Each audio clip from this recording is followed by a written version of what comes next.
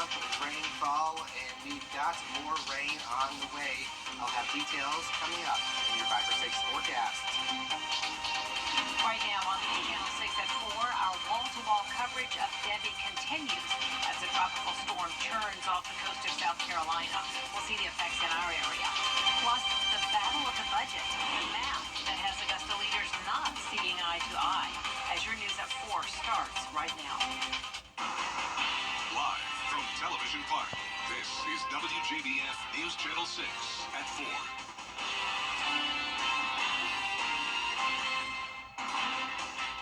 Good afternoon, everyone. I'm Jenny Montgomery. Thanks for joining us today. Brad is off today. We are still covering Tropical Storm Debbie. A live look now at Myrtle Beach, South Carolina, where Debbie is churning off the coast.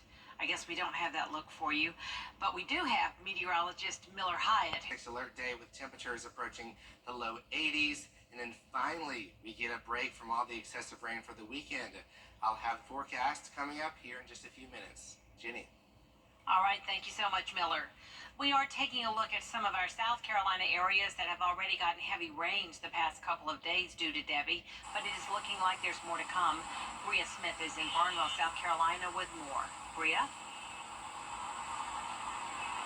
That's right, Jenny. Well, it's washed out roads like this one you can see here, and if you take a look this way, flooded homes, even this front yard is completely flooded. More than a foot it is flooded. That Barnwell County EMS is mainly worried about. It's preventing students from going to school and people leaving their homes. And after speaking with local EMS officials, school has remained online since Tuesday and are unsure yet if they'll return on Thursday. For the most part, all the damage they've seen has included heavy rain and washed out roads. But with rain expected to back up, they're preparing for what's to come. Our big concern is, according to the National Weather Report this morning, 2 to 3 more inches of rain and the ground's already saturated, and 20-mile-an-hour sustained winds and 30-mile gusts is still possible here, so that's when we'll probably have trees this tonight and tomorrow. They're sending out the same message as other counties in our area that if you don't have to absolutely leave your home, it's the safest thing to stay home. For now, reporting live in Barnwell County, Bria Smith, WJBF, News Channel 6. All right, Bria, thank you. Tropical Storm Debbie leaving her mark on Burke and Jenkins counties, too, with more than 9 inches of rain falling in some parts. Several roads were washed out in these areas. One of those was Tom Bergeron Road in Sardis, and that's where we find Hannah Latier live now. Hannah? Yeah, Jenny, massive amounts of rain caused this road behind me and another road in Jenkins County to collapse. And everyone that I spoke to about it said the same thing. They have never seen rain like this before. The chief of the Sardis Police Department saying the pipes in the road were meant to allow rainwater to pass through, but got clogged and overflowed. The good news is nobody lives on this stretch of road and people don't drive on it often. Same thing happened to Joe Waters Road in Millen, splitting the road in half. Some more good news, there are exits at each end of the road, so no one living on it is stranded.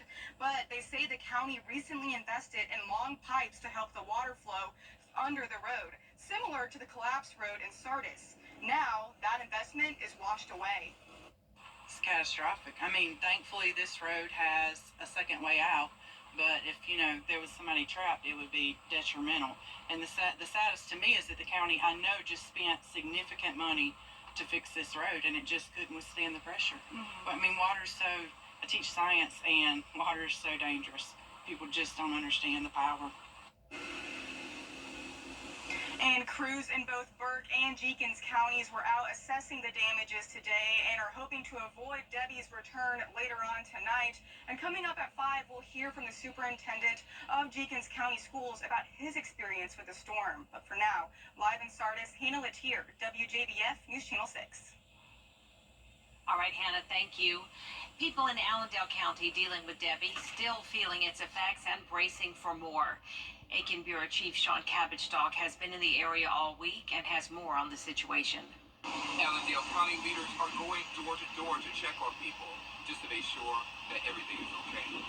There's been a strong community response to recent flooding. Volunteers and churches are delivering food and essentials.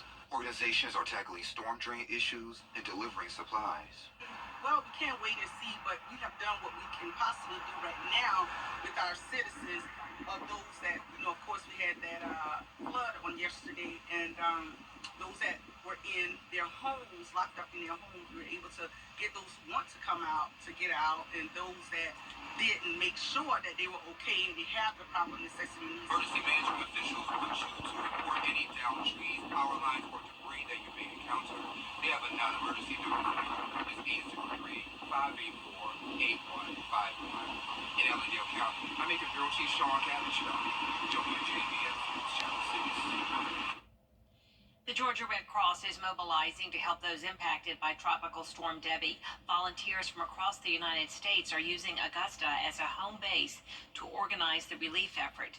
They meet to find out where the need is and then head out to provide aid. Local Red Cross Director Susan Everett says the organization needs help as it works to assist storm victims. One, they can volunteer time. We need so many volunteers, not only in major disaster, but every single day. We need people to donate blood, particularly in a disaster. So many blood drives are canceled, and yet the need for blood still remains so great. And then, of course, to support us financially, because all of that money is really used to help with the massive amount of responses that we're doing in this disaster. For more information on how to volunteer or donate to the Red Cross, just go to our website, WJBF.com. And weather alerts anytime. Download the free Viper 6 weather app. It's local weather coverage you can count on. We are learning more about the investigation into the death of a 3.5-month-old baby boy in Richmond County.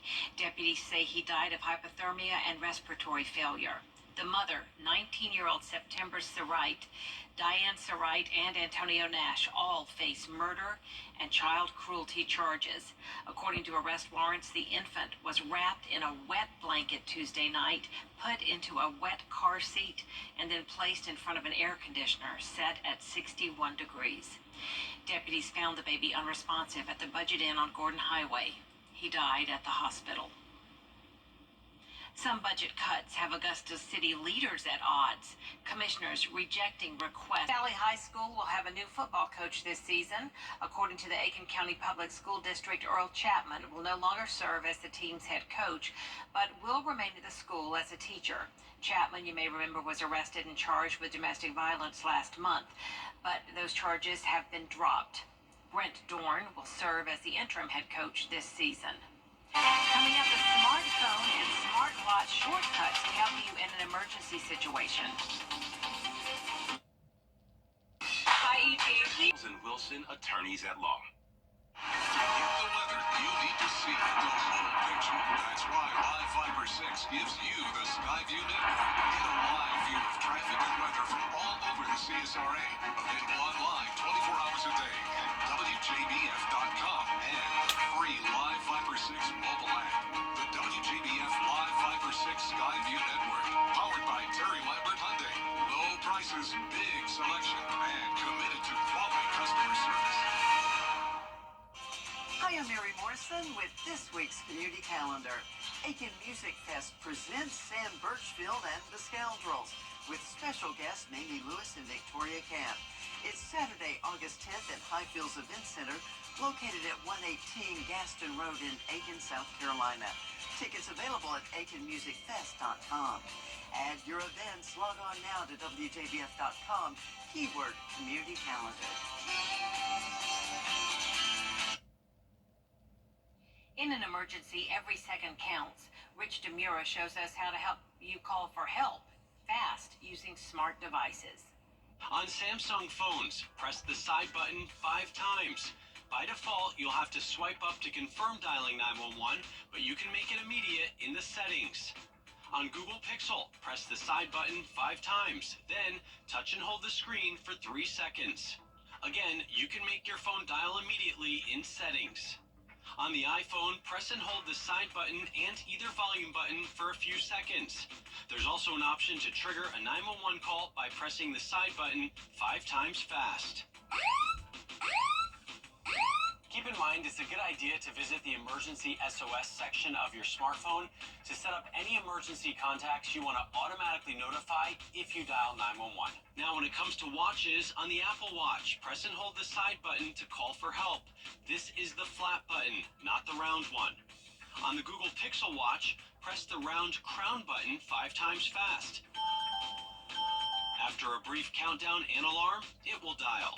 And on the Samsung Watch, press the home key 5 times fast. That's the upper key on the side of the watch. Keep in mind, on Fitbit devices, there isn't currently a way to quickly call for help. So what about using your voice? You can ask Siri to call 911 and Google Assistant too. And while Alexa can't directly dial 911, Amazon does have a subscription service called Alexa Emergency Assist, which will connect you to a trained agent for help. Experts say it's always a good idea to familiarize yourself with these emergency features before you need them. Just be careful not to call 911 accidentally if you test them out. Take a minute today to download our mobile app for updates throughout the day. We'll be right back. You can't always choose the way, but you can choose your weather app. Go with the most accurate and most trusted, the Live 536 mobile app. Download it today. When the unexpected happens. Coming up, what invaded a yard in Florida as Debbie moved through, and how they might be getting into driveways. Wow, if you're looking for... Ever go fishing for catfish in your driveway? Well, you can thank Debbie for that. The storm dumped so much rain, people in St. Petersburg, Florida, could track down catfish with a net in the streets. These fish may have been living in storm drains and were then pushed into yards by the flooding. People are reporting catfish in their yards in several cities. There is more coverage you can count on coming up at 4:30, including why Congress is considering legislation that would crack down on payment app scams. These up after the break.